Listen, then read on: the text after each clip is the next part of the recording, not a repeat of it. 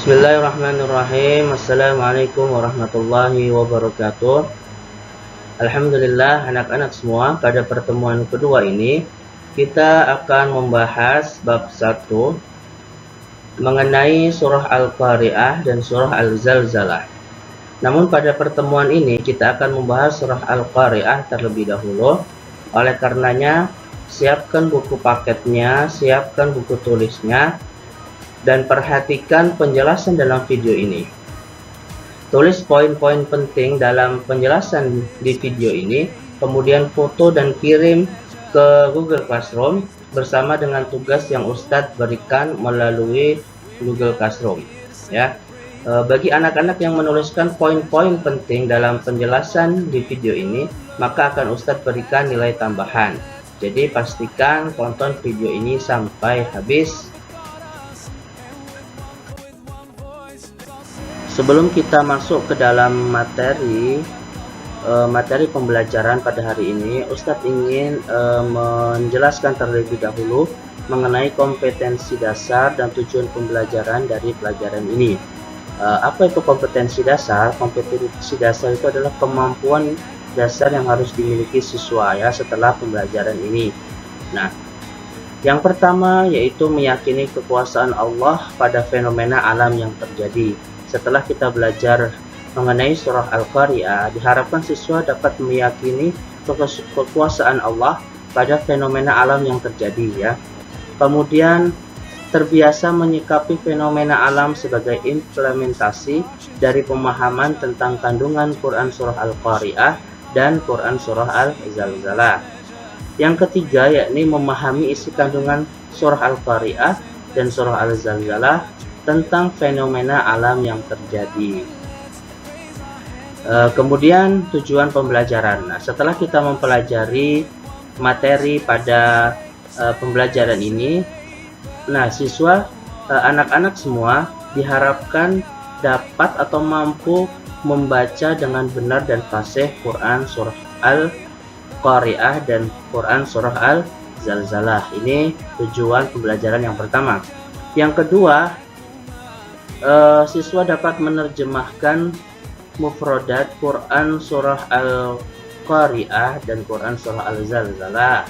Yang ketiga, menjelaskan isi kandungan Quran surah Al-Qari'ah dan Quran surah Al-Zalzalah. Yang keempat, siswa dapat menunjukkan keterkaitan antara surah Al-Qari'ah dan surah Al-Zalzalah. Nah, yang kelima, siswa dapat mampu menghafalkan Quran surah Al-Qari'ah dan Quran surah kemudian kita masuk terlebih dahulu kepada peta konsep ya. Nanti kita akan membahas mengenai surah Al-Qari'ah dan surah Al-Zalzalah. Nah, ini tahapannya. Yang pertama, kita melafalkan terlebih dahulu membaca Quran surah Al-Qari'ah dan surah Al-Zalzalah. Setelah itu kita terjemahkan surah Al-Qari'ah dan surah Al-Zalzalah ya. Kemudian yang terakhir kita membahas mengenai isi kandungan dari surah Al-Qari'ah dan surah Al-Zalzalah. Nah, sebelum kita masuk ke dalam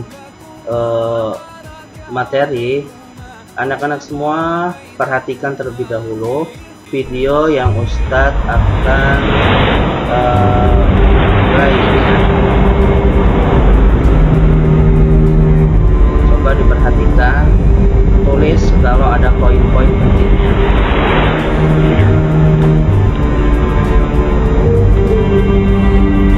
Apa yang kalian bisa ambil di rumah dari video ini? Pembelajaran apa yang bisa kalian ambil?